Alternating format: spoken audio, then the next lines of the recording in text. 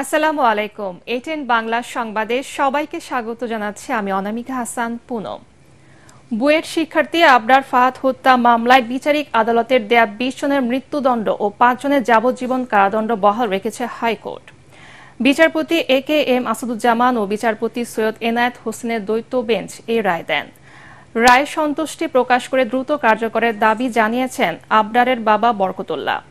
আরও জানাচ্ছেন হুমায়ুন চিশতি। ২০১৯ সালের ৬ অক্টোবর বুয়েটের শেরেবাংলা হলে নির্মমভাবে পিটিয়ে হত্যা করা হয় আবরার ফাহাদকে। এই ঘটনায় আবরারের বাবা চকবাজার থানায় হত্যা মামলা করেন।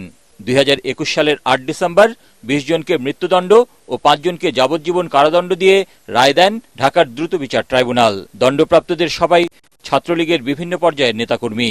আসামিদের মৃত্যুদণ্ড অনুমোদন বা ডেথ রেফারেন্সের জন্য বিচারিক আদালতের রায়সহ নথিপত্র ২০২২ সালের ৬ জানুয়ারি হাইকোর্টে আসে। একই সাথে কারাগারে থাকা আসামিরা কারা কর্তৃপক্ষের মাধ্যমে জেল আপিল ও আপিল করেন। ডেথ রেফারেন্স, জেল আপিল ও আসামিদের আপিলের ওপর হাইকোর্টে একসাথে শুনানি হয়। গত ২৪ ফেব্রুয়ারি শুনানি শেষে মামলাটি রায়ের জন্য অপেক্ষমান রাখেন হাইকোর্ট।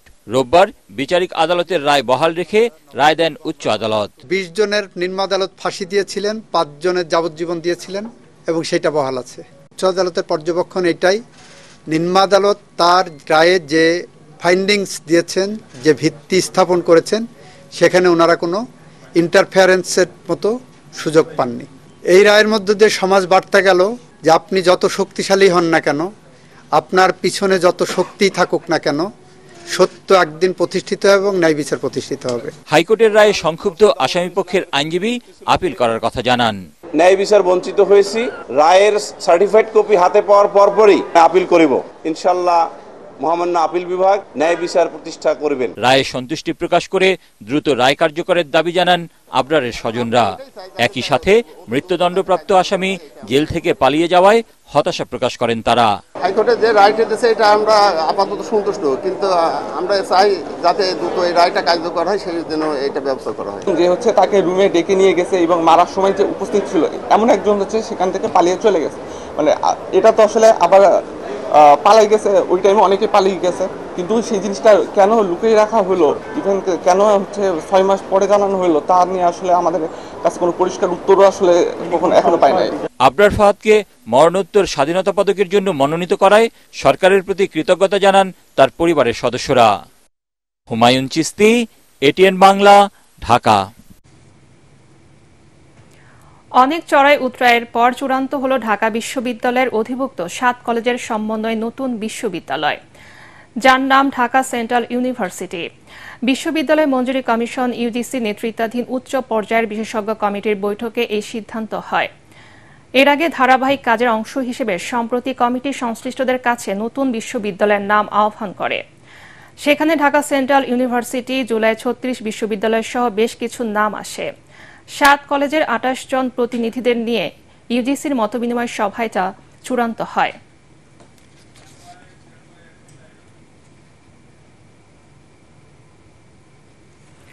দর্শক, এই মুহূর্তে বিশ্ববিদ্যালয় মঞ্জুরি কমিশনে আছেন সহকর্মী মাজহারুল হক মুহাজির।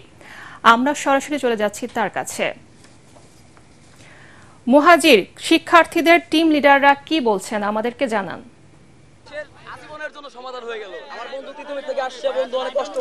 পুনম, আপনি জানেন যে আপনি এরই মধ্যে ঘোষণা করে দিয়েছেন যে ঢাকা সেন্ট্রাল ইউনিভার্সিটি নাম ঘোষণা হয়ে গেছে এবং ইউজিসির সামনে কিন্তু একটা উৎসবমুখর পরিবেশ। আমরা শুরু থেকে যেমনটা দেখছিলাম যে এই ঢাকা বিশ্ববিদ্যালয় অধিভুক্তি বাতিলের দাবিতে তারা ৫ আগস্ট পরবর্তী সময়ে বেশ কয়েকবার রাজপথে নেমেছেন, সংঘাত হয়েছে, সংঘর্ষ হয়েছে, অনেক লড়াই চড়াইয়ের পর এবং এখন সবশেষ একটা সিদ্ধান্তে আসা হলো এবং সেই বিশ্ববিদ্যালয়ের নাম ঢাকা সেন্ট্রাল বিশ্ববিদ্যালয়। আপনারা দেখতে পাচ্ছেন যে এখানে ৭ কলেজের শিক্ষার্থীরা আছেন। আমি যদি ভুল করে না থাকি ২৮ জনের একটি প্রতিনিধি দল এখানে আসে এবং সেই প্রতিনিধি দলের সাথে প্রায় ৪ ঘন্টার মতো একটা বৈঠক হয়। ইউজিসি চেয়ারম্যান যিনি ছিলেন তিনি ছিলেন এবং সবাই কিন্তু সম্মিলিতভাবে এখন সিদ্ধান্তে এসে পৌঁছেছেন যে ঢাকা সেন্ট্রাল ইউনিভার্সিটি। আমি এখন এই যে যুদ্ধ সেন্ট্রাল বিশ্ববিদ্যালয় করার তার অন্যতম একজনের সঙ্গে কথা বলতে চাই। আব্দুর রহমান আছেন আমাদের সঙ্গে, একটু ছোট করে জানতে চাই যে আপনাদের এখন একটা বিজয়, আপনারা কি বলবেন? বাংলাদেশের শিক্ষা সিন্ডিকেট ভেঙে এই প্রথম ঢাকার ৭ কলেজ মুক্ত হয়েছে। আমরা পৃথিবীতে বেঁচে থাকা অবস্থায় যত সুখ আছে আজকে রোজা রেখে আমরা পেয়েছি। এই ঘোষণার মধ্য দিয়ে উচ্চশিক্ষা সিন্ডিকেট চিরতরে ধ্বংস হয়ে যাবে। বাংলাদেশে উচ্চশিক্ষায় সমতা নিশ্চিত হবে। আমার প্রাণপ্রিয় সহযোদ্ধা তিতুমির থেকে, বাংলা কলেজ থেকে, কবি নজরুল থেকে, ইডেন কলেজ থেকে, সোহরাওয়ার্দী থেকে, বদরুন্নেসা থেকে প্রত্যেকে আজকে স্বতঃস্ফূর্তভাবে এখানে আমরা এসেছিলাম যে বাংলাদেশ বিশ্ববিদ্যালয় মঞ্জুরি কমিশন আমাদের প্রাণের দাবি, প্রাণের আকুতি বুঝে সুষ্ঠু সমাধানটি দিবেন। আপনারা জানেন 7টি ক্যাম্পাস ছিল, 7টি ক্যাম্পাসের অনেক ধরনের মতভেদ, আমরা জানি নাম নিয়ে অনেক বিতর্ক ছিল। তারপরে মেইল দিয়েছি, মেইলেও সেখানেও একটি নাম সংখ্যাগরিষ্ঠতা পায়, আবার পায় না, মতবিরোধ। তারপরে আজকে এসে ভোটাভুটি হয়েছে, সেখানেও মতবিরোধ। এরপরে বিশ্ববিদ্যালয় মঞ্জুরি কমিশনের সম্মানিত চেয়ারম্যান স্যার এবং সদস্য মহোদয় স্যারগণ, তাদেরকে বলা হয়েছে স্যার আপনারা সম্মতি করে যে পরিস্থিতিটা বুঝলেন, এরপরে সংখ্যাগরিষ্ঠতা যেটি পেয়েছে বা মতামতের ভিত্তিতে জনপ্রত্যাশা যেটি আছে সেই অনুযায়ী আপনারা সমাধান দিন। এরপরে তারা একটি সুষ্ঠু সমাধান, চূড়ান্ত সমাধান দিয়েছে, এরই মাধ্যমে যার নাম সেন্ট্রাল বিশ্ববিদ্যালয়। অনেক ধন্যবাদ রহমান। আরেকটু বলতে হবে, এতটুকু বলতেই হবে, এই 7 কলেজ মিলিয়ে যেহেতু বিশ্ববিদ্যালয়, আজকে ঘোষণা দেওয়া হলো সামন্তবাদী চেতনা কারো মধ্যে থাকতে পারবে না। না না 7টি ক্যাম্পাসের 7টি অঙ্গ থাকবে সমান এবং সমানভাবে সুযোগ প্রাপ্ত হবে। রাষ্ট্রের কাছে আবেদন থাকবে আপনারা দ্রুত রাষ্ট্রপতি অধ্যাদেশের মাধ্যমে আমাদের এই প্রাণের দাবি শিক্ষা সিন্ডিকেট থেকে মুক্ত করার জন্য রাষ্ট্রীয় অধ্যাদেশ জারি করবেন। পুনরাবৃত্তি শুনছিলেন যে রাষ্ট্রপতি বরাবর এখন তাদের আসলে খুব শীঘ্রই হয়তো বা তারা অফিসিয়ালি ঘোষণা পেয়ে যাবে ঢাকা সেন্ট্রাল বিশ্ববিদ্যালয়ের কার্যক্রম এখন কিভাবে পরিচালিত হবে, এবং ইউজিসি এই নামেই তারা তাদের কার্যক্রম পরিচালনা করবে বলে জানিয়েছেন। এবং এখন পর্যন্ত এই ছিল আমার কাছে সবশেষ তথ্য। পুনম। মুহাজির, আপনাকে ধন্যবাদ। দর্শক, আমরা সরাসরি কথা বলছিলাম আমাদের সহকর্মী মাজহারুল হক মুহাজিরের সঙ্গে। আন্তর্জাতিক মানের নির্বাচন আয়োজনে বাংলাদেশকে অর্থ সহায়তা সহ সব সহযোগিতা করবে ইউরোপীয় ইউনিয়ন। সকালে রাজধানী আগারগাঁওয়ের নির্বাচন ভবনে ইউরোপীয় ইউনিয়নের প্রতিনিধি দলের সঙ্গে বৈঠক শেষে এই কথা জানান প্রধান নির্বাচন কমিশনার এএমএম নাসির উদ্দিন। এ সময় ইইউ রাষ্ট্রদূত মাইকেল মিলার বলেন, বাংলাদেশের গণতান্ত্রিক অগ্রযাত্রায় আসন্ন নির্বাচনকে সুষ্ঠু ও গ্রহণযোগ্য দেখার অপেক্ষায় আন্তর্জাতিক মহল। বিস্তারিত জানাচ্ছেন রাসনা দাস। জাতীয় সংসদ নির্বাচনের সার্বিক প্রস্তুতি সম্পর্কে জানতে চলতি বছর দ্বিতীয় দফায় নির্বাচন ভবনে ইউরোপীয় ইউনিয়নের প্রতিনিধি দল ইইউর 5 সদস্যের প্রতিনিধি দলের সাথে নির্বাচন কমিশনের বৈঠক চলে প্রায় 2 ঘণ্টা। বৈঠক শেষে ইইউ রাষ্ট্রদূত মাইকেল মিলার জানান, আগামী নির্বাচনের প্রস্তুতি নিয়ে সিইসির সাথে আলোচনা হয়েছে। গণতান্ত্রিক অগ্রযাত্রায় আন্তর্জাতিক মানের নির্বাচন করতে বাংলাদেশকে সহযোগিতা দিতে প্রতিশ্রুতিবদ্ধ ইউরোপীয় union. As Bangladesh moves through its political transition, I want to tell you that I have passed 3 key messages to the Bangladesh Election Commission today. They are, firstly, that the European Union is a steadfast partner for this country and we stand with you. প্রধান নির্বাচন commissioner বলেন, অবাধ সুষ্ঠু নির্বাচনের বিষয়ে ইউরোপীয় ইউনিয়নের সাথে ফলপ্রসূ আলোচনা হয়েছে। জানান, নির্বাচনে পোলিং এজেন্টদের প্রশিক্ষণ দেওয়ার বিষয়ে সহযোগিতা চেয়েছেন কমিশন। ওরা বলতে যে শুধুমাত্র ইলেকশন কমিশন নয়, বাংলাদেশের সাথেই ওনারা বাংলাদেশের উন্নয়নে ওনারা অবদান রাখতে চান। আমাদের যে ইলেকশন এজেন্ট যারা থাকে তাদের একটা ট্রেনিংয়ের একটা ব্যবস্থা করার জন্য, এটা তো আমাদের আওতার বাইরে। আমরা আমাদের লোকগুলাকে ট্রেনিং দিতে পারি, আমাদের পুলিং অফিসার, প্রিসাইডিং অফিসার এগুলাকে ট্রেনিং দিতে পারি, কিন্তু এখন রাজনৈতিক নেতাদের ক্যান্ডিডেটদের এজেন্টদেরকে ট্রেনিং দেওয়ারটা কিভাবে করা যেতে পারে, ওনারা সে সাহায্যটা আমরা চেয়েছি। ইসি বলেন, নির্বাচন কমিশনের স্বাধীনতা অক্ষুণ্ণ রাখার বিষয়ে জোর দেয় ইউরোপীয় ইউনিয়ন। রাসনা দাস, এটিএন বাংলা, ঢাকা। উচ্চ মূল্যস্ফীতির কষাঘাত সহসায় থামবে না বলে আশঙ্কা করছে গবেষণা প্রতিষ্ঠান সিপিডি। সংস্থাটির দাবি, ভঙ্গুর আর্থিক খাত, রাজস্ব ঘাটতি আর বিদেশি ঋণ পরিশোধের চাপ থাকায় বাংলাদেশ ব্যাংকের পক্ষে জুলাই মাসের মধ্যে মূল্যস্ফীতি কমিয়ে আনা সম্ভব হবে না। সিপিডির কার্যালয়ে 2025-26 অর্থ বছরের বাজেট সুপারিশ তুলে ধরে সংস্থাটি জানায়, ট্রাম্প প্রশাসনের শুল্ক নীতির নেতিবাচক প্রভাব পড়তে পারে দেশের বাজারে। শারফুল আলমের রিপোর্ট।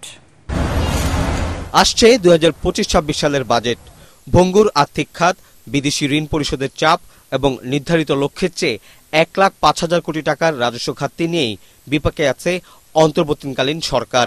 এসব চ্যালেঞ্জ মাথায় নিয়ে প্রণয়ন করতে হচ্ছে নতুন বাজেট। চলমান ভূ রাজনৈতিক অস্থিরতার প্রভাবের কারণে সিপিডির আশঙ্কা সহসায় নিয়ন্ত্রণে আসছে না মূল্যস্ফীতির হার। উচ্চ মূল্যস্ফীতি, রাজস্ব সংগ্রহের স্থবিরতা, ধীর গতি সম্পন্ন বাজেট বাস্তবায়ন, ব্যাংকিং খাতে তারল্য সংকট, বৈদেশিক মুদ্রার রিজার্ভ হ্রাসের মতো অনেক সমস্যাগুলো রয়েছে অর্থনীতির মধ্যে। 2025-26 অর্থ বছরের বাজেটটা খুবই গুরুত্বপূর্ণ, কারণ এটি একটি চ্যালেঞ্জপূর্ণ সামষ্টিক অর্থনৈতিক পরিস্থিতির মধ্যে অন্তর্বর্তীকালীন সরকার দ্বারা প্রণীত হতে যাচ্ছে। আসছে বাজেটে তাই কম আয়ের মানুষের জন্য করের বোঝা কমানোর পরামর্শ সিপিডির, সেই সাথে হতদরিদ্র মানুষের জন্য প্রত্যক্ষ সহায়তা বাড়ানোর তাগিদও দেয়া হয়। গবেষকরা জানান, এক অর্থে এবারের বাজেট রাজস্ব কাঠামোতে আমূল পরিবর্তন আনার সুযোগ এনে দিয়েছে। সরকারকে সেই সুযোগ কাজে লাগানোর তাগিদ দিয়েছে সংস্থাটি। এই ধরনের ট্যারিফ ওয়ার যেটা উনি শুরু করেছেন, তার ফলে একটা বৈশ্বিক এক ধরনের যে প্রবৃদ্ধি, তার উপরে নেতিবাচক প্রভাব পড়বে। আমাদের মতো দেশগুলো যারা রপ্তানি করছি, সেই রপ্তানির যে চাহিদাটা মার্কিন বাজারে, সেটার উপরেও কিন্তু একটা নেতিবাচক প্রভাব পড়বে। ট্যারিফ ওয়ার শুরু করেছেন উনি, তার একটা নেতিবাচক প্রভাব বৈশ্বিক প্রবৃদ্ধিতে পড়তে পারে। তাহলে আমাদের রপ্তানির যে সুযোগ, সেই সুযোগটা কিন্তু কিছুটা সীমিত এবং স্তিমিতও হয়ে যাবার আশঙ্কা আছে। অর্থনীতির ভিত শক্তিশালী করতে এ সময় ক্ষুদ্র ও মাঝারি খাতের কর কাঠামো পুনর্বিবেচনার তাগিদ দেন গবেষকরা। বাজেটে জ্বালানি খাতের ভর্তুকি কমিয়ে স্বাস্থ্য খাতে বরাদ্দ বাড়ানোর পরামর্শ দেয়া হয়। এছাড়াও জুলাই আন্দোলনে নিহত ও আহত পরিবারের সদস্যদের পুনর্বাসন ও অভ্যুত্থানে হতাহত পরিবারের শিক্ষার্থীদের স্নাতক পর্যন্ত বৃত্তির ব্যবস্থা করতে আগামী বাজেটে বরাদ্দের প্রস্তাব দিয়েছে গবেষণা সংস্থাটি। স্বল্পোন্নত দেশ থেকে শারফুল আলম, এটিএন বাংলা, ঢাকা। 4 দিনের সফর শেষে আজ ঢাকা ছেড়েছেন জাতিসংঘের মহাসচিব অ্যান্তোনিও গুতেরেস। সকাল 9:55 শাহজালাল আন্তর্জাতিক বিমানবন্দর ত্যাগ করেন তিনি। এ সময় বিমানবন্দরে তাকে বিদায় জানান পরিবেশ উপদেষ্টা সৈয়দা রিজওয়ানা হাসান। এর আগে গত বৃহস্পতিবার ঢাকা আসেন তিনি। সফরের দ্বিতীয় দিনে শুক্রবার কক্সবাজারে রোহিঙ্গা ক্যাম্প পরিদর্শন করেন গুতেরেস। লাখো রোহিঙ্গাদের সাথে অংশ নেন ইফতারে। সফরের তৃতীয় দিনের সকালে জাতিসংঘ কান্ট্রি টিম বাংলাদেশের সাথে একটি বৈঠকে অংশ নেন। দুপুরে রাজনৈতিক দলগুলোকে নিয়ে গোলটেবিল বৈঠক করেন তিনি। পরে তরুণ সমাজের প্রতিনিধিদের সাথেও বৈঠক করেন। বিকেলে পররাষ্ট্র উপদেষ্টার সাথে যৌথ সংবাদ সম্মেলনে অংশ নেন। এ সময় বাংলাদেশের আতিথেয়তায় মুগ্ধতা প্রকাশ করেন জাতিসংঘ মহাসচিব। ঈদ উপলক্ষে ঘরমুখী মানুষের যাতায়াত সহজ করতে আন্তনগর ট্রেনের অগ্রিম টিকিট বিক্রি শুরু হয়েছে গত শুক্রবার। সে ধারাবাহিকতায় আজ বিক্রি হচ্ছে আগামী 26 মার্চের আন্তনগর ট্রেনের টিকিট। সকাল 8টায় অনলাইনে বিক্রি শুরু হয়েছে রেলওয়ের পশ্চিমাঞ্চলের আন্তনগর ট্রেনের টিকিট। অন্যদিকে দুপুর 2টা থেকে বিক্রি শুরু হয়েছে পূর্বাঞ্চলের আন্তনগর ট্রেনগুলোর টিকিট। এছাড়া আগামী 27 মার্চের টিকিট বিক্রি করা হবে 17 মার্চ, 28 মার্চের 18 মার্চ, 29 মার্চের 19 মার্চ এবং 30 মার্চের টিকিট বিক্রি করা হবে 20 মার্চ। চাঁদ দেখার উপর ভিত্তি করে 31 মার্চ, 1 ও 2 এপ্রিলের টিকিট বিক্রি করা হতে পারে।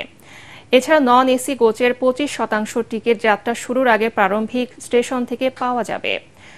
ঈদ যাত্রার অগ্রিম টিকিট একজন যাত্রী একবার এবং সর্বোচ্চ 4টি আসনের টিকিট কিনতে পারবেন। জুলাই বিপ্লবে শহীদ ও আহত পরিবারকে সহযোগিতা দেবে জিয়াউর রহমান ফাউন্ডেশন। এ উপলক্ষে জাতীয় প্রেস ক্লাবে এক সংবাদ সম্মেলনে সংগঠনের নির্বাহী পরিচালক ফরহাদ হালিম ডোনার বলেন, ফাউন্ডেশনের প্রেসিডেন্ট তারেক রহমানের নির্দেশনায় ফ্যাসিবাদ বিরোধী আন্দোলনে শহীদ ও আহত পরিবারে তথ্য সংগ্রহের কাজ চলছে। আসন্ন ঈদ উল ফিতর উপলক্ষে মঙ্গলবার থেকে আগস্ট বিপ্লবের অগ্রসেনানী ক্ষতিগ্রস্ত ছাত্র জনতার পরিবারকে সহযোগিতা দেয়া শুরু হবে। জিয়াউর রহমান ফাউন্ডেশন একটি অরাজনৈতিক সেবামূলক প্রতিষ্ঠান জানিয়ে ডোনার বলেন, যে কোনো বিপদ মানুষের পাশে থাকার চেষ্টা করে সংগঠনটি। থেকে আমরা সারা বাংলাদেশ ব্যাপী প্রত্যেকটা জেলায়, প্রত্যেকটা উপজেলায় যারা নিহত হয়েছেন তাদের ঠিকানা আমরা আমাদের বের করেছি এবং আমরা চেষ্টা করছি যে প্রত্যেকটা বাসাতে, প্রত্যেকটা পরিবারের পাশে গিয়ে দাঁড়িয়ে ঈদের এই যে আমাদের ঈদের যে গিফট সেটা তাদের কাছে পৌঁছে দেওয়ার জন্য। নানা প্রতিবন্ধকতায় ৩৮ বছর ধরে ঠুকছে কুমিল্লা বুদ্ধি প্রতিবন্ধী ও অটিজম স্কুল। এখানে নেই প্রয়োজনীয় শিক্ষক কর্মচারী। শিক্ষকরাই ঝাড়ু দেন ক্লাসরুম, পরিষ্কার করেন টয়লেট। পর্যাপ্ত কক্ষ না থাকায় প্রধান শিক্ষকের রুম ব্যবহার হচ্ছে শ্রেণীকক্ষ হিসেবে, নেই সীমানা প্রাচীরও। কুমিল্লা থেকে খায়রুল আহসান মানিকের পাঠানো রিপোর্ট, জানাচ্ছেন মিজান শাহজাহান। কুমিল্লা বুদ্ধি প্রতিবন্ধী ও অটিজম স্কুল সুইট বাংলাদেশ সংস্থার তত্ত্বাবধানে প্রতিষ্ঠিত হয়। বর্তমানে জাতীয় প্রতিবন্ধী উন্নয়ন পরিষদের মাধ্যমে এটি পরিচালিত হচ্ছে। এখানে শিক্ষার্থীর সংখ্যা ১৪৫ জন। স্কুলটিতে শিক্ষক ও শিক্ষা সহকারী ৯টি পদ থাকলেও কর্মরত আছেন মাত্র ৩ জন। এর মধ্যে একজন সহকারী আছেন বিশেষ কোটায়, তবে তাকেও শিক্ষকের দায়িত্ব পালন করতে হয়। এখানে নেই গাড়ি চালক, দারোয়ান, পিয়ন ও দাপ্তরিক পদ। আমার অনেকটা আশা আছে, আমি একটা দুজনের খেলোয়াড় একটা উদ্যম চাই।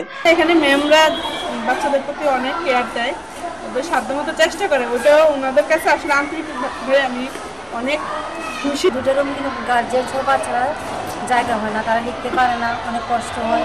কোনো অনুষ্ঠান প্রোগ্রাম হলেও কষ্ট হয়, তাছাড়া পানিরও সমস্যা। নিয়ম অনুযায়ী প্রতি ৫ জন অটিজম শিশুর জন্য একজন শিক্ষক ও একজন শিক্ষা সহকারী প্রয়োজন। বুদ্ধি প্রতিবন্ধী 10 জনের প্রয়োজন, একজন শিক্ষক ও একজন শিক্ষা সহকারী। সেই হিসাবে থাকার কথা 12 জন শিক্ষক ও শিক্ষা সহকারী। আমাদের বিদ্যালয়ে কিন্তু শিক্ষকের সংকট রয়েছে। যে সিস্টেমে তাদেরকে আমাদের শিক্ষা পাঠদান দেওয়ার কথা, সেভাবে আমরা সেটা করতে পারছি না, বা আমরা সেই সহযোগিতা পাচ্ছি না। সরকারিভাবে বেসরকারিভাবে কোথাও আমরা পাচ্ছি না। ইতিমধ্যে আমাদের জেলা প্রশাসক স্যার আমাদের একটি কর্মপরিকল্পনা গ্রহণ করেছেন, এটি সৌন্দর্য বর্ধন এবং এটি সংস্কারের জন্য, যাতে করে আমাদের বুদ্ধি প্রতিবন্ধী আমাদের যে সকল বাচ্চারা আছে তারা যাতে আরো খুব চমৎকার পরিবেশে তারা তাদের শিক্ষা কার্যক্রম চালিয়ে নিয়ে যেতে পারে। শুধু আশ্বাস নয়, দ্রুত সংকট সমাধানের দাবি স্থানীয়দের। Bureau report, ATN Bangla. পবিত্র রমজানের মাস জুড়ে সাতক্ষীরা নলতা কেন্দ্রীয় আহসানিয়া মিশন বিশাল পরিসরে আয়োজন করেছে ইফতারের। প্রতিষ্ঠানটির বিশাল মাঠে প্রতিদিন কয়েক হাজার মানুষ একসঙ্গে করেন ইফতার। খান বাহাদুর আহসানুল্লাহর ভক্ত ও স্থানীয়দের সহায়তায় এই ইফতারের আয়োজন করা হয় বলে জানালেন আয়োজকরা। জানাচ্ছেন জাহিদুল আলম। বিকেল গড়িয়ে সন্ধ্যা নামার আগে বিশাল এই মাঠের শামিয়ানার নিচে মানুষের ঢল। তাদের সামনে ইফতারি পৌঁছে দিচ্ছেন স্বেচ্ছাসেবকরা। ২-৪০০ মানুষ নয়, ৫.৫ থেকে ৬,০০০ মানুষের জমায়েত এটি। দীর্ঘদিন ধরে মানুষের জন্য ইফতারের এ আয়োজন করে চলেছে সাতক্ষীরার কালীগঞ্জ উপজেলার নলতা কেন্দ্রীয় আহসানিয়া মিশন। ইফতার পার্টিতে যোগ দেব, বিভিন্ন মানুষের সাথে দোয়া খায়ের করে করব, এই নিয়াত নিয়ে এই নলতা শরীফে আজকে আসা। প্রতিদিন এখন আনুমানিক ৬,০০০ মানুষের অংশগ্রহণে জামাত হয়। প্রতিদিন সকাল থেকে আহসানিয়া মিশন বিশ্রামাগার চত্বর এলাকায় শুরু হয় ইফতার তৈরির কর্মযজ্ঞ। এসব মানুষ ২০ বছর ধরে এসব কাজ করলেও পারিশ্রমিক নেন নামমাত্র। এছাড়াও এই আয়োজনে কাজ করেন ৩০০ স্বেচ্ছাসেবক। আহসানিয়া মিশনে ইফতারি কাজে নিয়োজিত আছে ২১ বছর। ৬,০০০ এই ডিম রাশিংড়া আমাদের গুনতে হয়, আর আমাদের ৩৫০ টাকা দিন মজুরি দেয়। আসরের পরে প্লেট সাজানো হয়, এগুলো আমাদের কাজ। আমরা স্বেচ্ছাসেবক হিসাবে এখানে কাজ করি। ১৪০০ বোতলের মতো লাগে, একটা বোতল ২ লিটার করে, এবং ৬,০০০ মানুষ ইফতারি করে, ৪ জনে একটা করে বোতল। স্বেচ্ছাসেবকগুলো কাজ করে একেবারে বিনা পারিশ্রমিকে। প্রতিদিনের ইফতারের এই খরচ ওঠে খান বাহাদুর আহসানুল্লাহর ভক্তদের দান করা অর্থ দিয়ে। ৩০ দিন আলাদাভাবে যে অংশগ্রহণকারীরা আছেন তাদের আর্থিক সহায়তায় আমাদের এই খরচ বহন করা হয়। ১৯৩৫ সালে খান বাহাদুর আহসানুল্লাহ এই ইফতার মাহফিলের আয়োজন শুরু করেন। প্রথম দিকে ৮ থেকে ১০ জনকে ইফতারি খাওয়ালেও একসময় এর সংখ্যা ১০,০০০ ছাড়িয়ে যায়, যদিও সম্প্রতি এই সংখ্যা কমে ৬,০০০-এ দাঁড়িয়েছে। Bureau report, ATN Bangla. এবারে আল রাফা ইসলামী ব্যাংক অর্থ সংবাদ।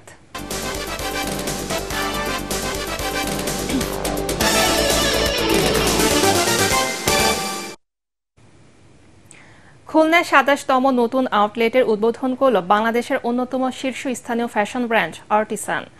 প্রধান অতিথি হিসেবে নতুন আউটলেটের উদ্বোধন করেন পুলিশ কমিশনার জুলফিকার আলী হায়দার। এ সময় সংশ্লিষ্টরা জানান, ঈদকে সামনে রেখে খুলনার ফ্যাশন প্রেমীদের জন্য প্রিমিয়াম কালেকশন এবং আধুনিকতা এবং ঐতিহ্যের মিশেলে নতুন ডিজাইনের পোশাক উপস্থাপন করা হয়েছে।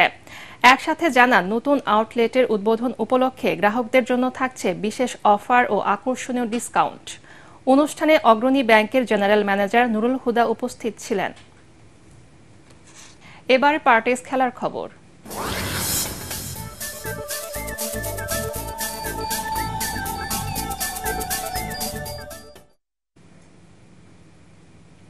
কিলিয়ান এমবাপ্পের জোড়া গোলে ভিয়েরিয়ালকে 2-1 ব্যবধানে হারিয়ে স্প্যানিশ লা লিগায় পয়েন্ট টেবিলের শীর্ষে উঠে এল রিয়াল মাদ্রিদ।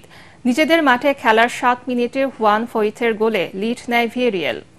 এই গোলের 10 মিনিট পর কিলিয়ান এমবাপ্পে দারুণ এক গোল করে ম্যাচে ফেরান লস ব্লাঙ্কোদের। ম্যাচে ফেরে 1-1 সমতা। 23 মিনিটে এমবাপ্পে আবারও গোল করে নিজের জাত চেনান। বাকি সময়ে আর কোনো গোল না হলে 2-1 ব্যবধানের জয় নিয়ে মাঠ ছাড়ে রিয়াল মাদ্রিদ।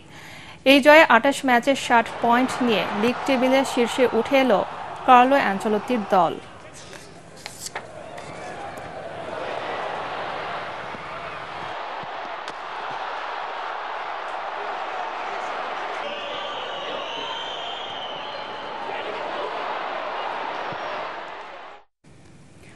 ছয় গোলের ম্যাচে ইপসউইচ টাউনকে 4-2 ব্যবধানে হারিয়ে লিগ টেবিলের তৃতীয় স্থানে উঠে এলো নটিংহাম ফরেস্ট। ইপসউইচের রক্ষণাত্মক খেলার বিপরীতে আক্রমণাত্মকই ছিল নটিংহাম। খেলার 35 মিনিটে নিকোলা মিলেনকোভিক এগিয়ে দেন দলকে। 37 ও 41 মিনিটে অ্যান্থনি অ্যালেঙ্গা দ্য রেডসদের 3-0 গোলে লিড এনে দেন। বিরতি থেকে ফিরে 82 মিনিটে ইপসউইচের জেমস কাজুস্টা ব্যবধান 3-1 নামিয়ে আনেন, কিন্তু 87 মিনিটে জোটা সিলভা নটিংহামকে 4-1 গোলে এগিয়ে দেন। খেলা শেষের ইনজুরি টাইমে জর্জ হিটস ব্যবধান 4-2 নামিয়ে আনলেও ইপসউইচের পরাজয় ঠেকাতে পারেননি। এই জয়ে 29 ম্যাচে নটিংহামের পয়েন্ট এখন 54।